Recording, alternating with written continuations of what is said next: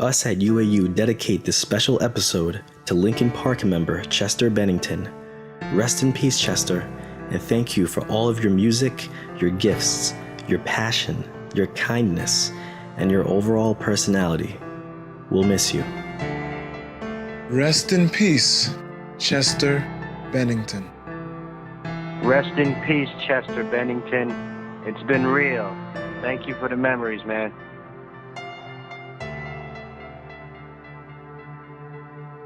Hello and welcome to Unknown and Uncloned, where we delve into pop culture, all art forms, and beyond.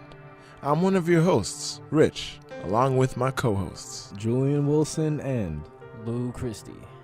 yes. If you'd like, you can find us on social media, for example, on Twitter at UAU podcast, same as our Instagram, and you can also follow us and like us on Facebook at UAU TUDPN, and for the grander brand, The Undetermined, that is the UD Network on all social media platforms. That's right. So today, we're doing something we haven't ever done. Mm-hmm. This is going to be a dedication episode Yes. to Mr. Chester Bennington. Yes. Late frontman of legendary band Linkin Park, who passed away on July 20th. You know, I was recently listening to a song from Hybrid Theory on YouTube, and there was one comment. It was 4 lines. It was very simple, but it really struck me. Mm-hmm. It was just like, he sang like an angel, Yes. screamed like a demon, lived as a man, died as a legend. Yeah, I've come across that too, and I You have, completely right? agree with it, man. Mhm. It speaks volumes to his body of work over the years, not just with Linkin Park, but with his band before that, Grey Days, then his band, one of his side bands, Dead by Sunrise. He even there was another thing he was a part of called Kings of Chaos, I believe, with a couple other people, with like Corey Taylor and Guns N' Roses, like the drummer. Just it was a lot of his body of work is vast, Indeed. especially to have been at 41 and have all that success, massive success, and to still be going strong. Very inspiring. Exactly.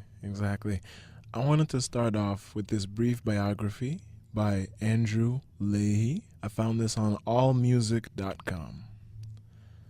Although rooted in alternative metal, Linkin Park became one of the most successful acts of the 2000s by welcoming elements of hip-hop, modern rock, and atmospheric electronica into their music.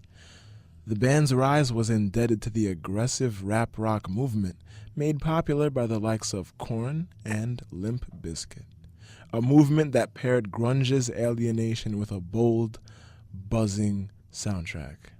And so Linkin Park added a unique spin to that formula, however focusing as much on the vocal interplay between singer Chester Bennington and rapper Mike Shinoda as the band's muscled instrumentation, which layered DJ effects atop heavy, processed guitars. While the group's sales never eclipsed those of its tremendously successful debut, Hybrid Theory, few alt-metal bands rivaled Linkin Park during the band's heyday. Agreed. A lot of a lot of bands thereafter were inspired by Linkin Park, and I've also gotten moderate success and stuff. It's very inspiring, like any way you look at it, because they were pioneers, like, to say the least. Absolutely, I agree.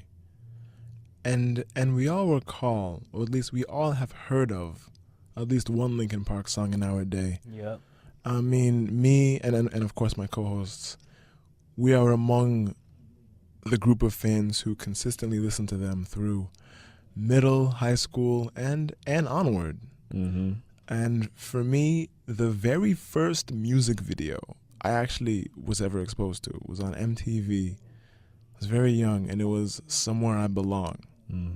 And that definitely had an impact on me. Yes. I love that song. Yeah. Right? I listen to that song like every now and then. It just puts me in the moment. Yeah, it puts me in the moment. That's what a lot of their songs did for me, man. Sometimes I don't realize like I don't look at some of the music videos until fairly recent. Mm-hmm. I recently saw one of the music videos, "Breaking the Habit." When it's actually that music video is epic. It's like an anime style music video, and it's very unique. Yeah, and the song was great. The song is great too. Mm-hmm. Yeah, it portrayed a very vibrant picture. Yeah. Vibrant and vulnerable, I'd say. I agree completely. Because the themes of that, addiction, depression, just anxiety, all that stuff. All that's basically what he's going through, basically. Yeah, it's very, it's just things that they really were very good at connecting with their audience and their fans, and really further talking about the themes of life. Yeah, man. They connected to a group of listeners who felt similar emotions of alienation, maybe even sadness and anger, but they captured the minds of a lot of people who were going through things, and maybe as a fan, maybe we weren't going through things as intense. Some fans were, some fans weren't. Mm-hmm. But regardless, there was on some level you could relate. And some comfort. Exactly. In their songs and their lyrics and the melodies, and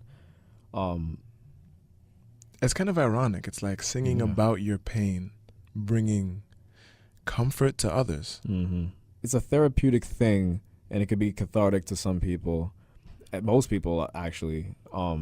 That's the inspiring thing about it. But and it's like the artists themselves.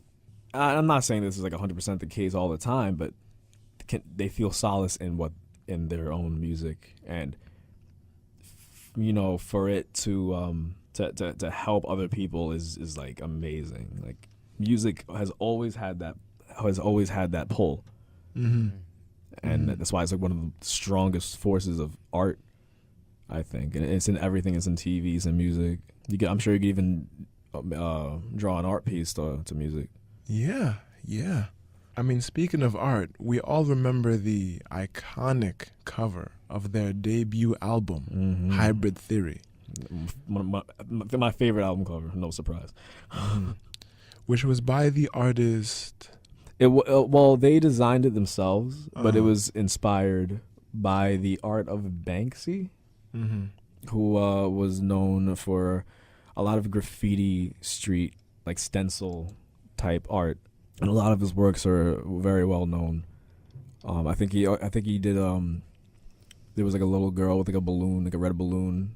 She like let it go, or like.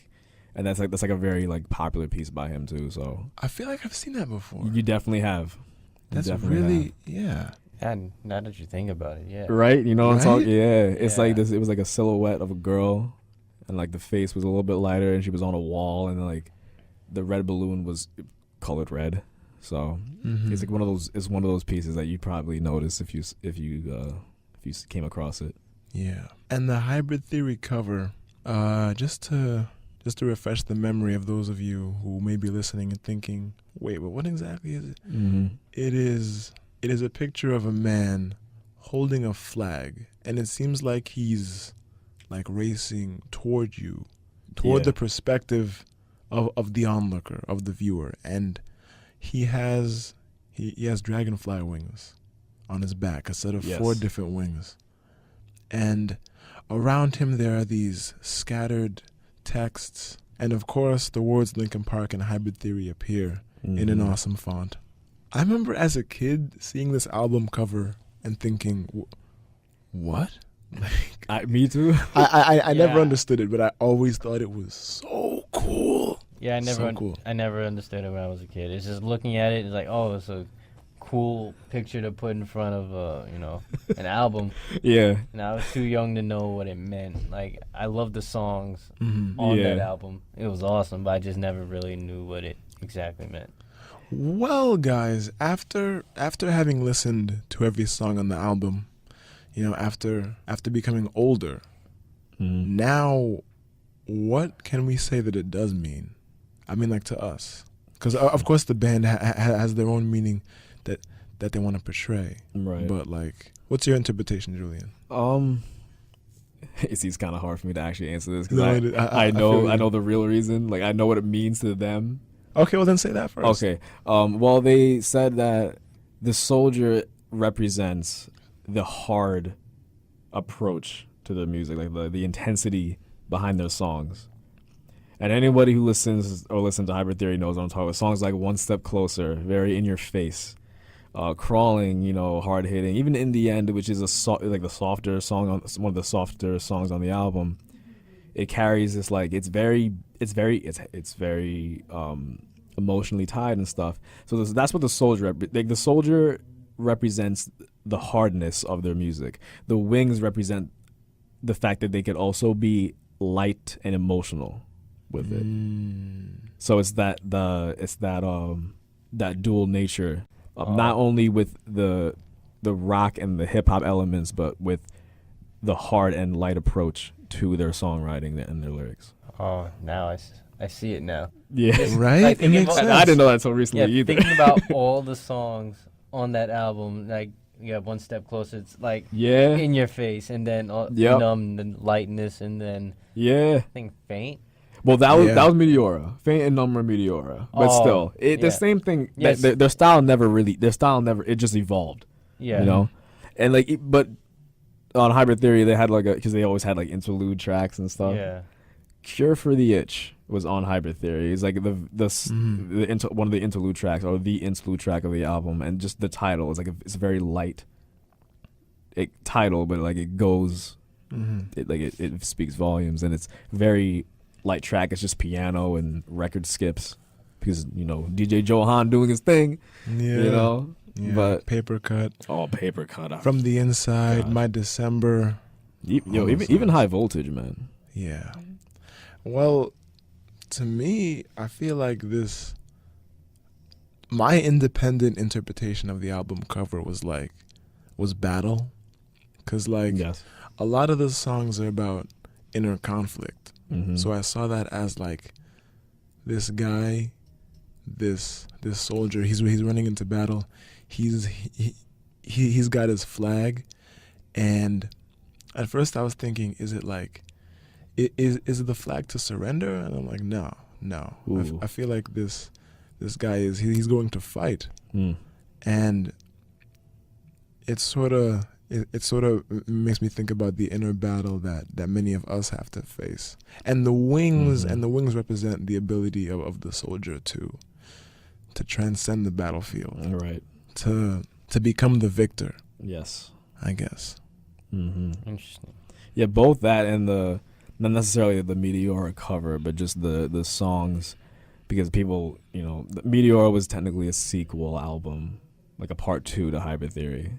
So the same values, they're strengthened in that album as well.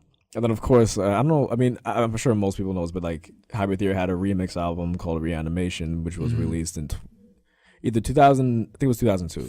Okay, 2002, 2000. Okay. Something, yeah. I think it was 2002 because Meteora came out in 3. So, and that was a remix of all the songs on Hybrid Theory. I love everything. It's just everything is so Absolutely, good. Man. I mean, hey, I kept listening.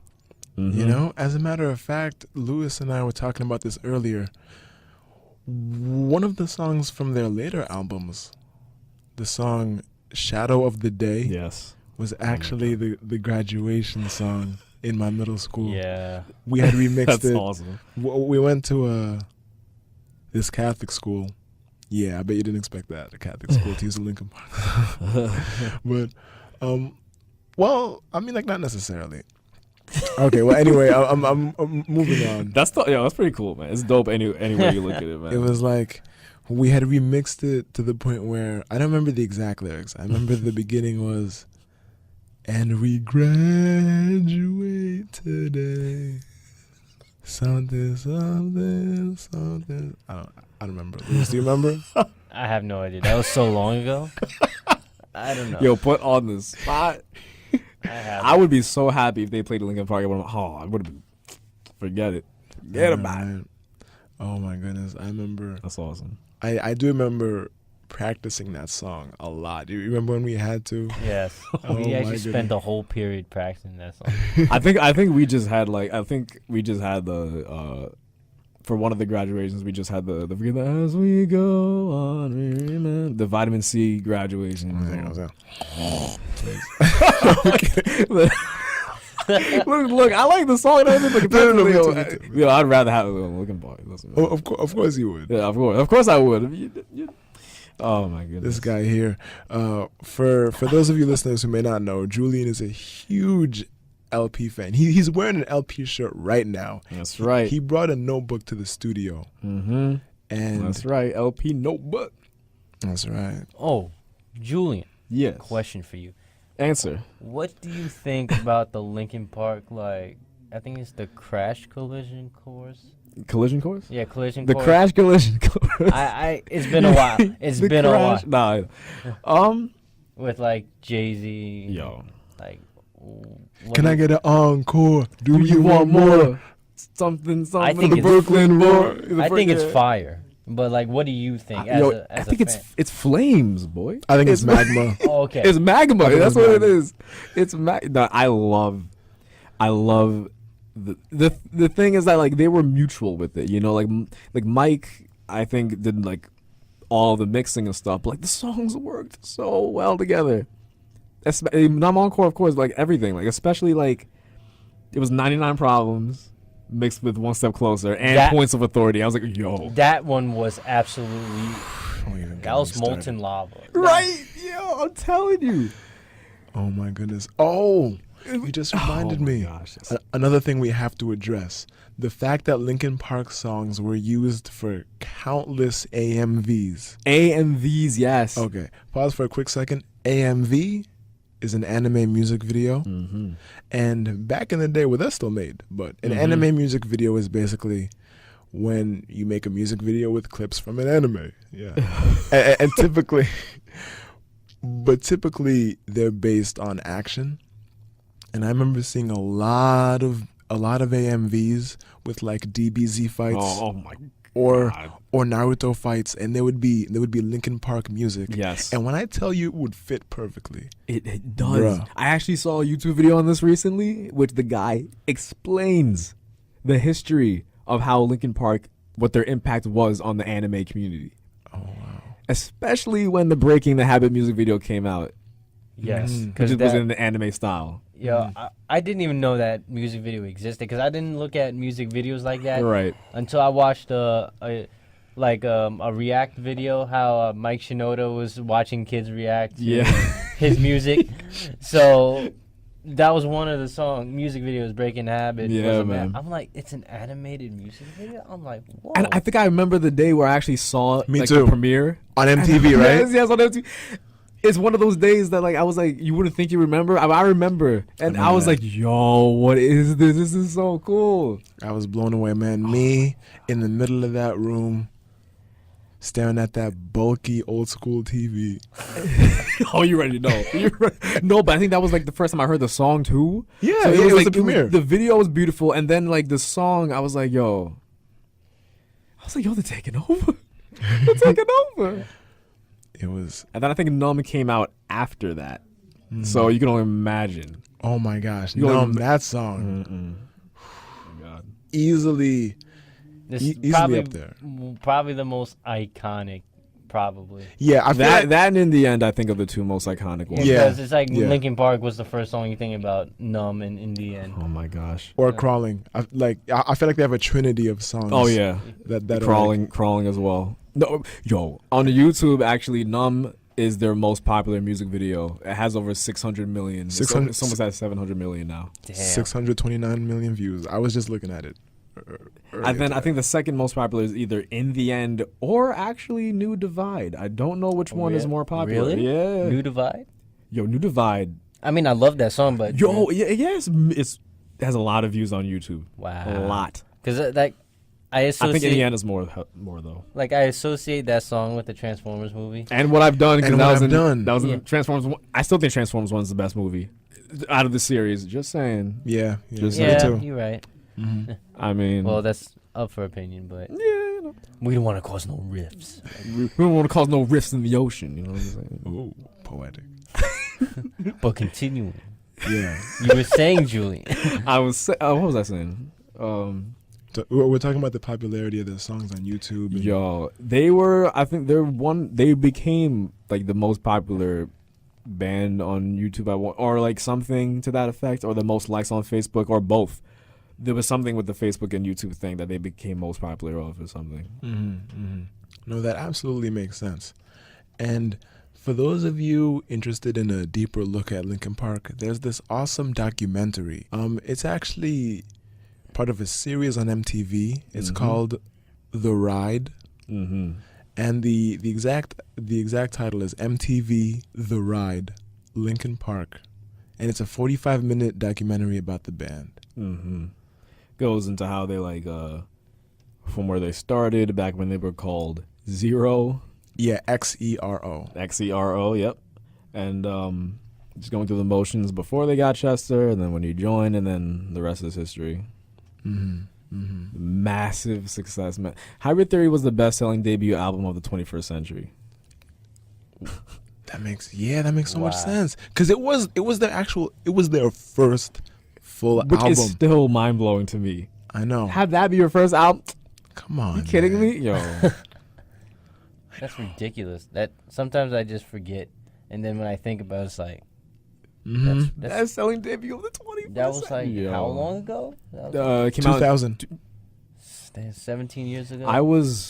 When the album came out, I just turned 6. I was 6. And I already had In the End stuff stuck in my head. I was like, yeah, it's my favorite song. You know, brother had the album. He would play it all the time. It got stuck in my head. Between that and the DBZ AMVs, QuickTime, YouTube, forget about it. I was like, wow. Back when QuickTime was actually being used and they would play it was just, I can't. I know, man. Like those Linkin Park songs, I remember, let me see, I'm thinking about like when I would listen to them. I would listen to them at times when I'm angry. I would listen to them when I'm playing video games and I want to be in the zone. Oh, yeah. And sometimes I'll listen to them when I'm sad, but you know. Yeah. You know, Forgotten was the History of Trunks AMV. Yeah. Oh my goodness. Sorry to cut you off, but it just came to my head. No, thank you. So many amazing AMVs. I know it's crazy because I had a moment when that was like literally the only things I would listen to was Linkin Park stuff. It just I'm telling you, man. I would just have the same whatever amount of songs they had. It was just that was all I played. Whole playlist. All I played. God. Back to back to back to back. I could listen to the stuff like forever. To be honest, like. Oh yeah, and it was a whole new experience when I actually got to play some of the music on Rock Band for the PS3. Oh my gosh. Yeah, that exhilarating. And it was perfect because it was me, my brother, and my cousin, and we would get together some nights and we would play a bunch of songs on Rock Band. My brother would sing, my cousin would be on the guitar, and I'd be on the drums. Yeah. And Faint on drums. In the end, it was such an experience to like. Of course, I'm not an actual player of the drums, like it's a toy, but to actually be like essentially recreating the song, it's fun, man. It's a whole new level, man. I need to buy Rock Band 4 for the PS4. Yeah, and then all of us need to do something with that, yo. I don't know if I want to get on vocals or guitar because guitar is pretty fun. No, you should. I feel like not now. Me doing no expert though. I don't care. I don't know. I feel like Luis. How do you feel about Rock Band guitar, or like Guitar Hero? I like it honestly. It's nothing wrong with it. Like I like it a lot. It's just I haven't played it in forever. Like I don't remember the last time I picked it up. Well, I've seen people play, but I haven't played it myself in years. And now I want to now since we're talking about Me too. Exactly. Me too, man. Oh man. Oh my god. So much nostalgia.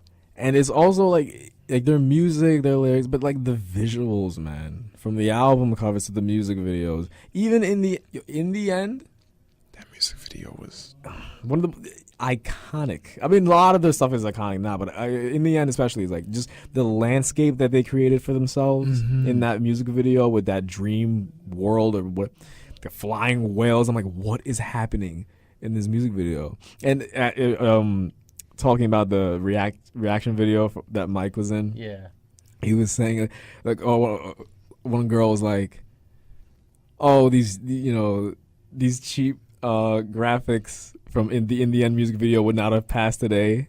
And then Mike was just like, oh, trust me, they didn't pass back then either.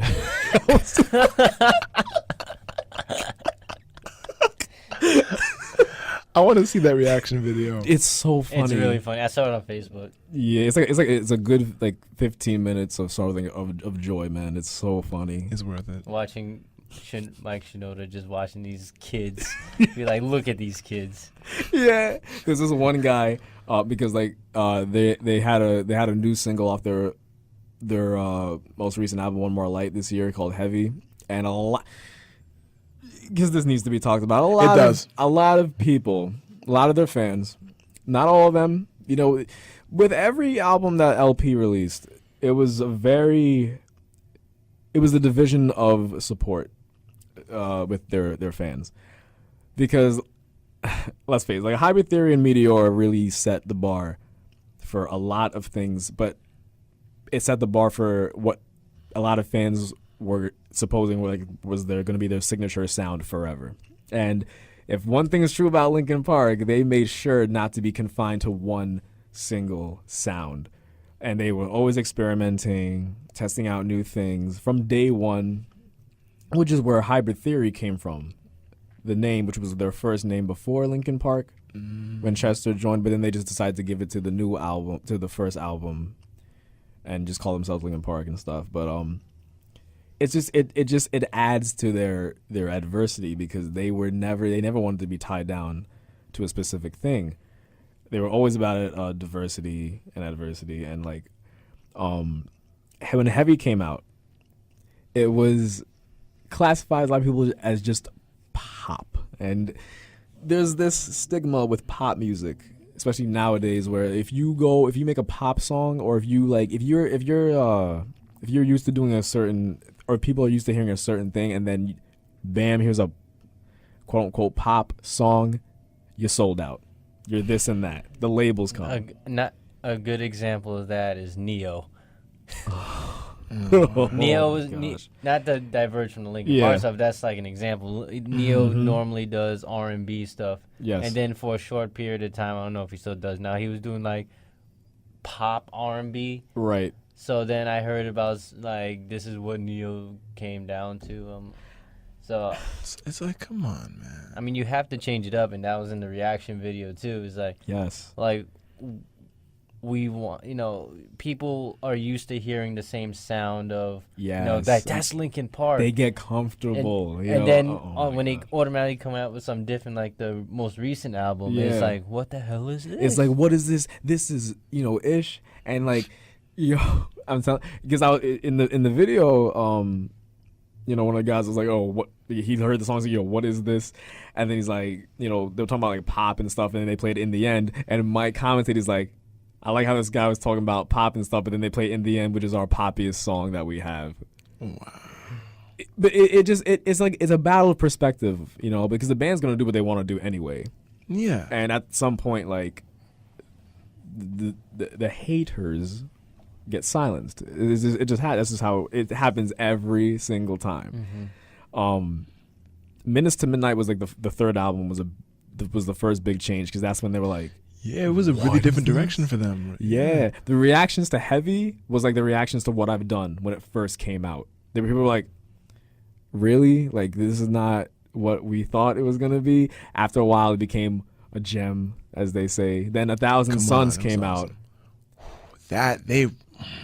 Concept I love the direction they went with that, man. And know what the record was about. It was about war and like the state, but it was based on like the I don't know if I pronounce his name right, Oppenheimer, the quote he had about nuclear warfare, and the atomic bomb and stuff. Martin Oppenheimer. Yeah, that's what it was. I am death, destroyer of worlds. Yes, That's what it was based about, and they actually included that as a soundbite in one of the songs. They had a lot of awesome soundbites. Kings? No, that was a soundbite actually by Mario Savio. That was during a protest. He was either a journalist or a reporter, and he was giving a speech about corporations and organizations and just like the general division of the time. But I wasn't gonna remember his name. So yeah, they oh my goodness. He was talking about the machine. Yes. Yes. Time of the machine has become so odious. Yeah. Yes, man. And you can't take part, and you can't passively take part, and you have to. Oh man. And then songs like where they switched it up a bit. Yeah. Just remember the quote, and you have to place your hands upon the gears and upon the wheels, and you have to make it stop. Then the beat starts. Yeah, I love. Yeah. Oh man, that was a great transition. I was like, I had to hold my seat. I'm like, oh. You're like, oh, because the first thing they released from that album was The Catalyst. Remember The Catalyst? Yeah. That song. God bless us, everyone. We were broken people living under loaded guns. They can't be outthought, can't be outdone, can't be outmatched, it can't be outrun. No. Oh my gosh. Oh my god. The epicness, the sound, just the overall scale of their songs was always like in the moment, and they just went with it, man. Like, It brought things to such a I have so many thoughts right now. This is why my sentences sound fragmented. I remember recently I was listening to Paper Cut. I love Paper Cut. I love all Me those too. songs. Oh. And those are the days. Yes. that part in the song, I'm not sure if the technical term is the bridge, but there was one part of the song where they shifted the melody. And it became like this chorus where Chester was singing in the background. That's the bridge. Mm-hmm. Exactly. The sun goes down. Dun, dun, dun. I can't, because if I start now, it's never gonna end. Yo, Chester, man. Chester, who really, it's funny. He had so much success, man. One of his favorite bands was Stone Temple Pilots back from the Hybrid Theory days, and he became the frontman of Stone Temple Pilots for 2 years after, and then they released the EP together. I didn't know that. Yeah, they released like a 5-track EP called High Rise, but it's like the artist's name is Stone Temple Pilots, and then in fine print it says with Chester Bennington. Wow. But they did a 5, but he had to leave the group. Near the end, it was around the time where he broke his ankle, and they had to cancel the tour, the Hunting Party tour, which was the 6th album and stuff. But yo, he had some voice, man. Yeah. Dead by Sunrise, man. Speaking about his voice, man, every now and then on Facebook, they take a song like, I think one of them was Chester Bennington. Right. They played Numb. Yes. And they stripped the music and just his voice. Oh, it's just the acapella track, and stripped the instrumentals, the whole guitars, everything is just his voice. God. And it's amazing. Like, it made me appreciate his voice. It's like, this is not auto-tuned or anything. This is like raw like emotion. Like, yes, dude. Like, Speaking of that, the song Given Up, this guy screams for 17 seconds in Given Up. And he could only do that scream a couple times live, but he did it live. The fact that he did it live a couple times is like, how are you not, like, how do you not, like, pass out? Like, your voice not shot? Oh. That 17 seconds is a long time to scream. I remember without that. a break in your voice. It's like, he was going. Chester, what I've noticed over the years, and I was blessed. I was blessed, and I'm thankful to have seen them in concert twice. I saw them in 2012 for the Honda Civic tour with Incubus and Mute Math, and then I saw them again in 2014 for the Carnivores tour with 30 Seconds to Mars and AFI. And they were amazing. Like, I was there when Chester did the ALS, the Ice Bucket Challenge for ALS. Brought his kids, and it was amazing. It's just, But hearing in the end for both times, but like especially the first time, I was like, I was immersed, man. It was crazy. But he uses like his whole body when he sings, man. Yeah. His body language is like key, I think, in the way he actually performs, because he would put everything he has into it. You can tell by the music videos too. Oh yeah, exactly. Like there's always like the iconic movement where he holds the mic with one hand. Yeah. And there are those moments where he sort of like dips down. Yes. When he's really screaming and like his whole body is just arching into it. Like that is dedication, to say the least. Which is kind of poetic in itself too, because he's literally flowing with the music. So. And after reflecting on what happened to Chester, I had to write this one poem simply called Theory. Ooh. And Julian, there's something I specifically did with the wordplay that I think you'll notice, but I'm going to wait to see if you do. I'm going to wait to see it. Okay. All right.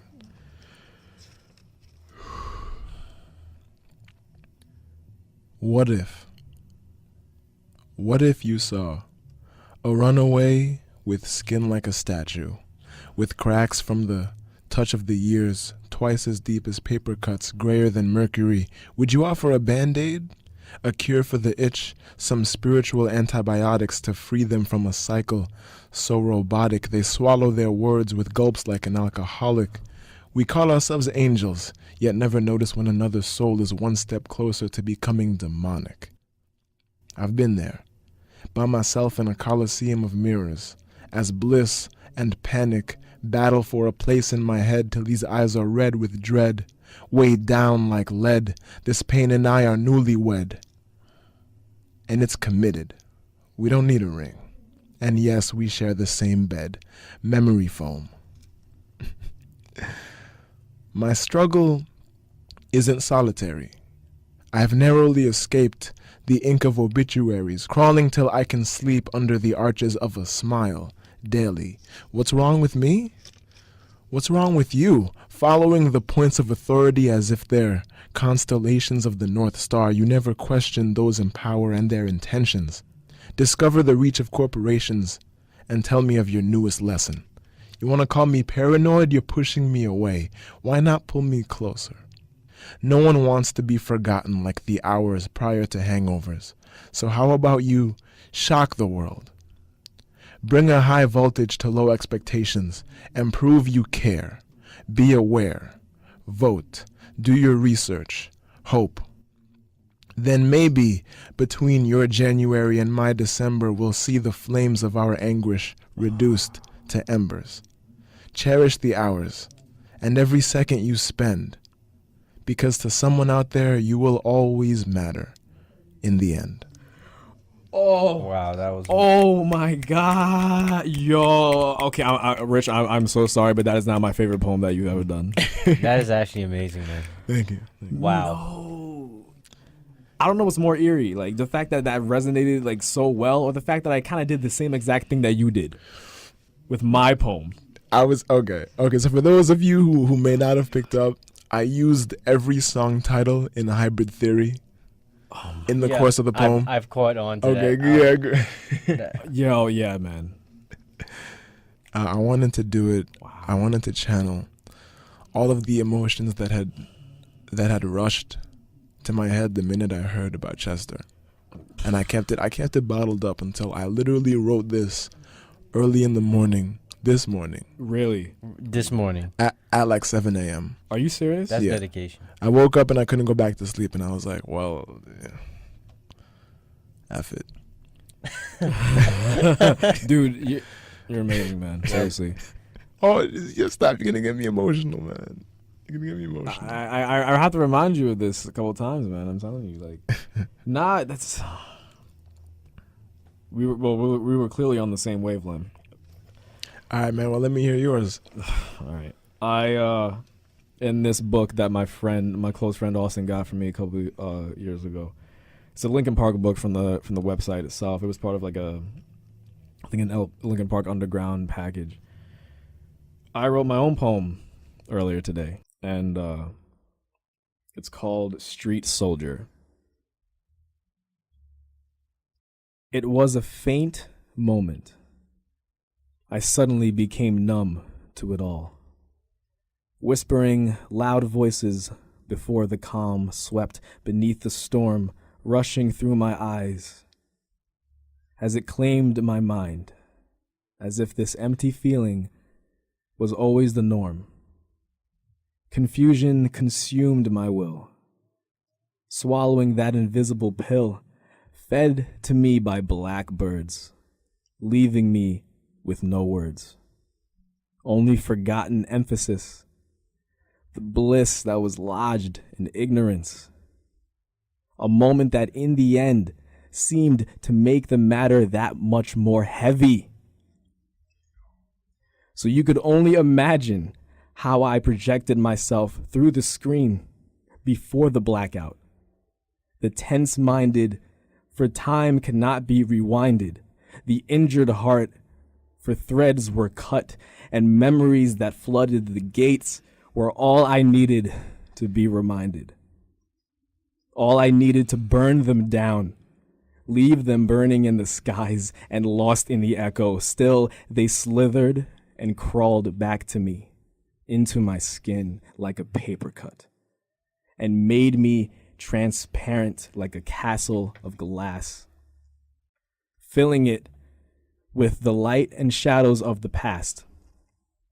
In a fit of rage, I had no roads left to venture, just a place for my head to enter. The cure for this itch was still so distant, pushing me away every time, one step closer to having me succumb to my darker thoughts and the errors of what I've done. Wallowing in despair, alone, waiting for the end to come, and for the final masquerade to be over and done. Then suddenly, 1,000 suns shone upon me, illuminating me in one more light, oceans suspended above my head, and my demons drowning in the powerless shell of that part of me. And then I felt composed, able to consider my emotions, that they could harm me like sharp edges, but acknowledging their equal weight in love, feelings of compassion, and gratitude that I vowed never to leave my haven of battle symphonies, songs of triumph that our friend Chester taught us all to sing. In this body, until it breaks, a street soldier, I will embody forever, no matter what it takes. Wow, that is beautiful. Thank you. That was a great image. Thank you. Thanks, bro. That was a great image I was portraying as just this person, in this abandoned streets, just walking along, facing hardships and going through it. That was a greatly read poem. That was awesome, man. Thank you, man. I can feel the emotion, because you're a really big fan of Linkin Park, and it's that's very passionate. Thank you, man. It's very great, man. I wasn't sure what to write, and then I just put on a couple of remix tracks and got to work. Yo, you were definitely right about being on the same page, man. You connected all of those song titles. No, you linked all of those song titles. Thank you, man. Thank you. It was beautiful. Thank you very much. Thank you so much, man. Dang. I wish I had a poem to read because of this. But nah, man, because one more poem and I might your presence is enough, man. Trust me. Trust me. Presence is enough. Your presence is a present. Thank you. That's right. And don't you ever forget it. But seriously, great images shared between both of you. Thank you. Thank you. Very, just by the way you read them, and just by the tone of your voice, and just the words all flowed well together, and how you guys linked the titles. Thanks, man. It really brought something out of it. You know, I was really, when I listen to poems, I try to create like an image and a story as I'm reading it. Mm-hmm. So if a poem can do that, and I can just say, wow, I just watched a show. Not even like a show, just this image just going through my head like, wow. It's just like, if it left me like that, then that was amazing. Yeah, my heart is warm, to say the least, man. Seriously. Good. Thank you. I'm sure Rich's is too. Yeah, man. I tried to write almost in the style of Chester, sort of trying to write about the stuff deep down that I don't discuss. Yeah, and you just rhymed again. You see, low key, I caught that. Try to write about stuff that I just don't discuss. No, this is why humor is essential. Of course, man. Wow, no, seriously, that it's crazy how linked those two were, man. Lincoln. You know, they just to add some humor to this. Chester and Mike from Linkin Park were actually on Good Mythical Morning on YouTube. Really? Yeah. Wow. And it was like, oh, does listening to music make food taste better?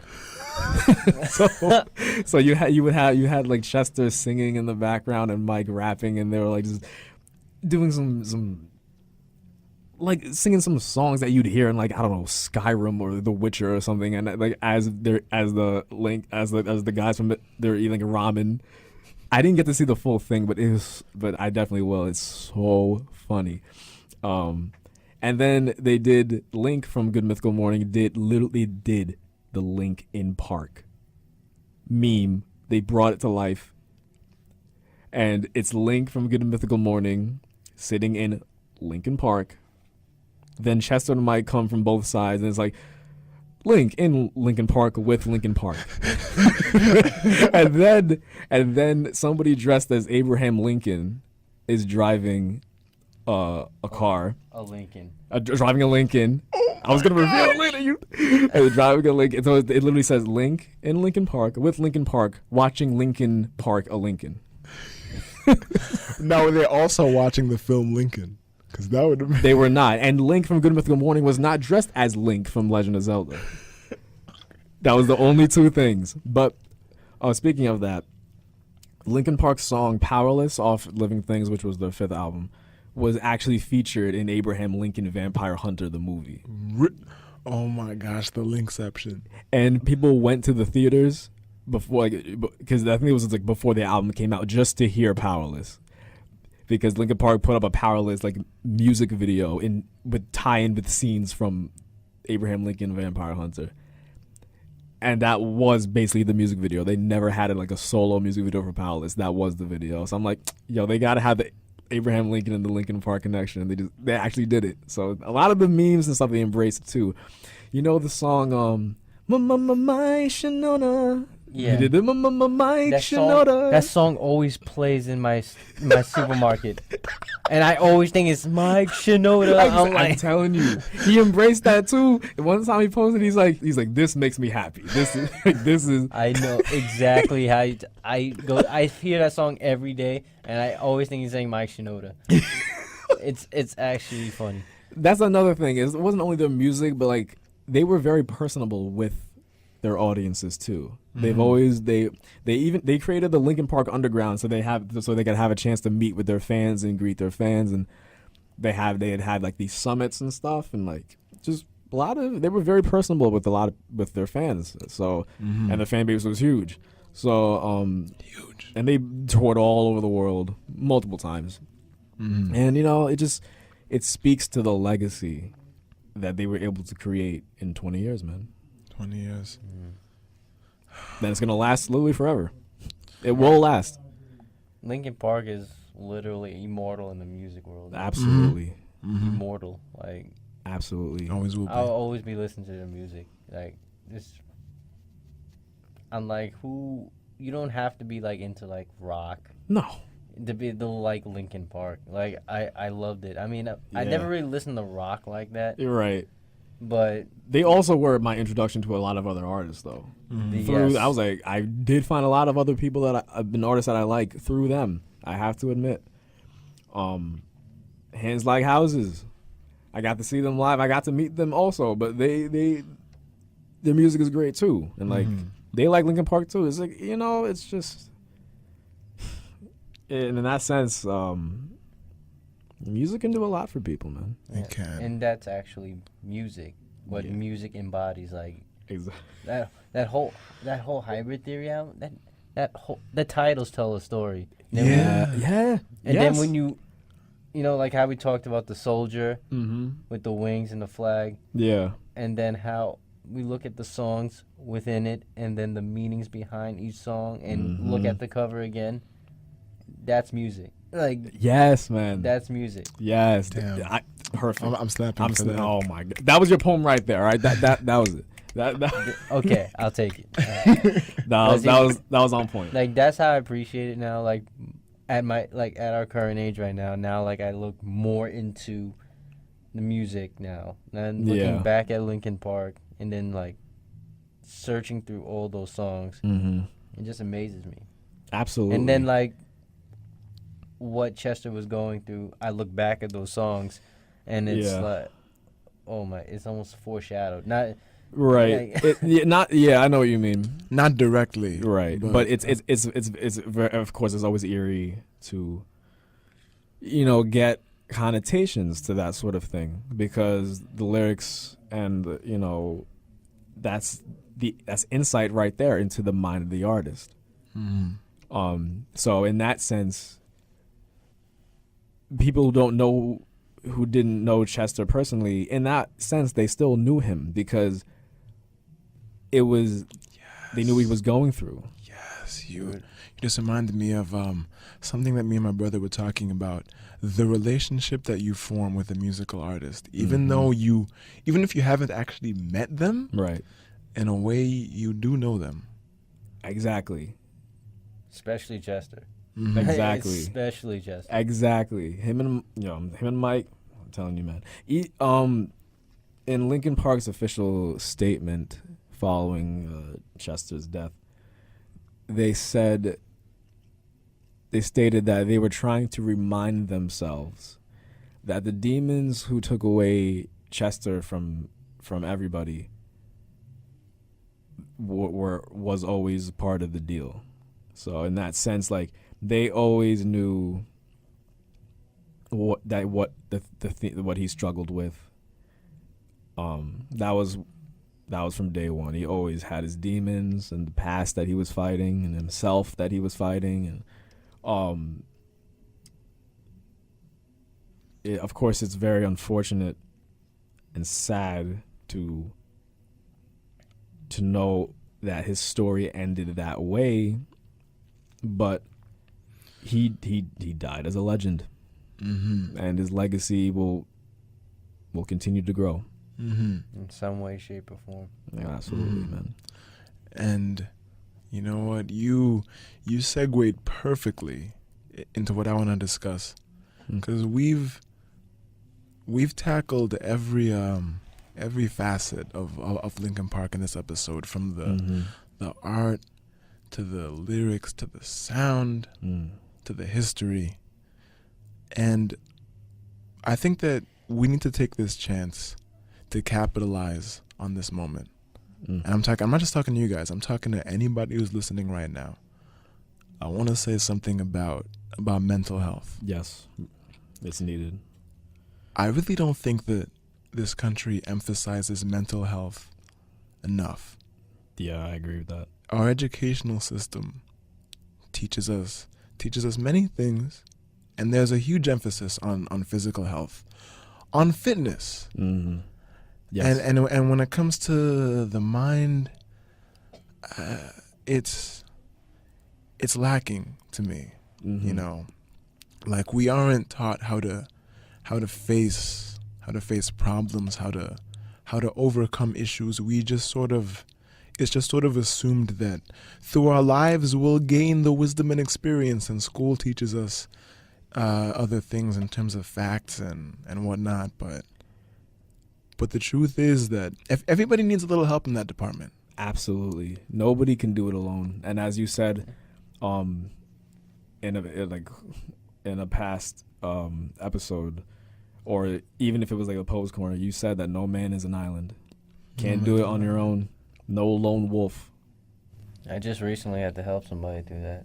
Like, literally, it was a girl that works in my job that literally told me, like, she almost overdosed. It's like, I don't want to go into detail on what she talked about because it's kind of, that's personal, but, like, I'm sorry, man. She was going through something that just happened so suddenly, and she didn't know what to do. So she thought she may, do something that may take her own life. And I had to tell her, like, you can't do that. I told her, like, you have my number. Just, call me if you need to talk about anything. Like, man. You do your best. That's the right approach, man. Like, you do your best to be there for people. Mm-hmm. Like, that's the thing. You do your best to be there for people. And if they, sadly, if they still go through it, killing themselves, it's very unfortunate, but sadly we can't, just to add on to that, sadly we can't, seep ourselves physically into the mind of somebody else. And that's the best that we can do, is what you were saying. Mm-hmm. It's just to be there and to listen. Because it's the listening part too. Just listen, because there's a lot of things that when these type of situations occur, they go unearthed. Like they not unearthed. They stay deep down. They stay deep. Yes, they stay submerged and manifest as anxieties and weird habits and sarcastic comments. Yeah. And humor and the exact opposite of what they're facing, like warmth, like that may be true, but these type of symptoms, well, at least in Chester's case, occur when the person is alone and inside their own head, and that's important because the white noise that a lot of us face when we're alone could be potentially dangerous, and because there's nobody around you to distract you from your confidence or lack thereof. And I think it's something that I agreeing with Rich and Lou, I think it's something that we all really need to pay more attention to, so that these things do not happen, and that they could be preventable. I also had a friend who passed away a week after Chester did, and known him since middle school, and July was a rough month. Yeah. Another reason that was rough for me. I'm sorry to cut you off, but please go. The week. Quite literally, the week that Chester had died was also the anniversary of the death of another friend of mine who had overdosed intentionally. So that week, there was already a lot of stuff on my mind, and then seeing that, it was like an echo. And I just want to say, like, don't be afraid to admit you're weak or in a vulnerable state. Like, listen, I've been seeing therapists since I was 18. All right, just recently I stopped. Just recently, but the point is, for a while I was afraid to admit that, but now, nah, man. Yeah, it was something I needed, and at the end of the day, came through stronger. Listen, man, you're strong for that. I'm serious, because that's another thing. It's the admittance, I feel. So, just man. I know it can be a very difficult topic. you have to meet them halfway, you know. Mm-hmm. Then, but the person needs to want to help themselves too. Exactly. Like you have to be willing to put in some type of effort. Right. Like you can't just. And that's not to say that people don't try to fight their own battles, but don't be afraid to ask for. You know why? Because it's the poisoning thoughts that, let's just say, the darker version of themselves feeds to them, where it's like, you know, you're worthless, or like, you know, no one will care if you're not around. And I feel that like the fight is always happening to stop those thoughts from happening. But sometimes like it could be too much to handle. But that's why I feel like people need to pay more. They need to, if people were around more often, like to know that if you know someone is going through something, don't leave them alone for extended periods of time like that. And that can't always be prevented either. Yeah. Sadly, but it's just, you know, just trying to be there as much as you can. If it's very it's like the equation is not clear. Mm-hmm. But all we can do is what we can do. And mental illness, depression, anxiety, I have anxiety myself. I mean, I've had a couple episodes here and there, but it's something that you really can't mess with. Like, once it happens, it's like your entire mood, your everything starts to, you feel like you're hyperventilating, you're having a panic attack essentially. And it can be a little difficult to control that in the moment, but like just breathe, you know, try your best to ease your mind. Just know that whatever you're going through is temporary. Mm-hmm. And we can't be afraid to say it. Suicide is a permanent solution to a temporary problem. And no matter how dark, stressful, or anxious the times you're going through, they will pass. You just have to keep fighting, because we're all going to die. But the thing is that everybody has somebody that cares about them. Everybody. So, all of you listening out there, none of you are alone. You all have someone there, and you have us. There will always be people who care about you, who love you, and who, you know, it would be a darker world without you around. Mm. So just keep that in mind. Remember to breathe, and just know that this too shall pass. Indeed. I agree. Agreed. Wow. I need a palate cleanser. Yeah, man. After that. You guys want some ice cream? Yeah, listen, I'll be down I'm always down for ice cream. All right. For those who are still struggling about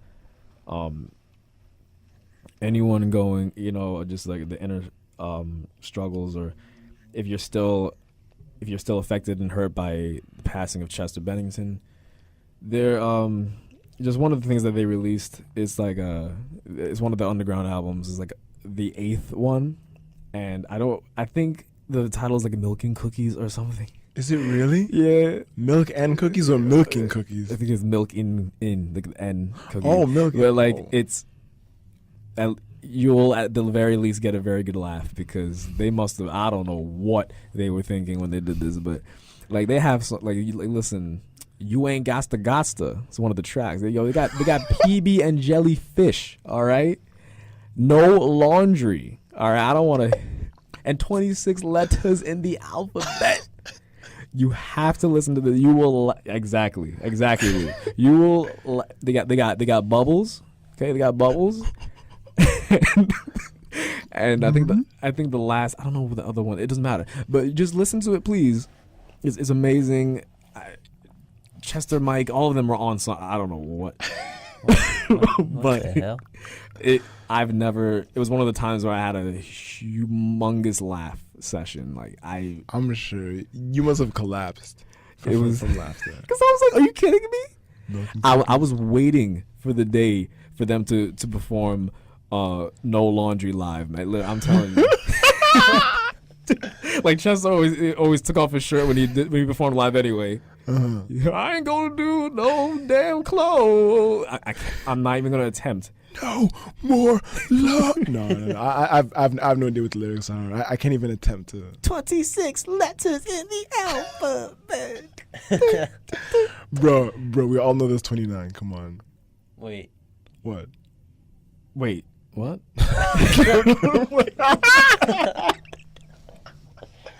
And all I'm saying is I think they were channeling Michael Jackson and You Ain't Gasta. Yo, it's just skit scat, you know what I'm diddly dap, you know what I'm saying?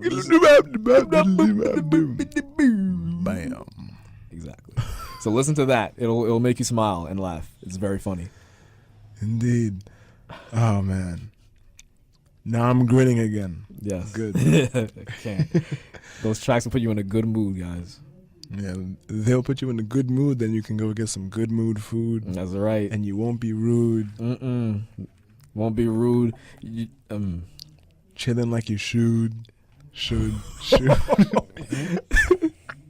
Okay. Now I'm just cracking jokes all day. So at this point, I want to thank all you listeners who have listened to the entirety, however long this ends up to be. I haven't even looked at the clock.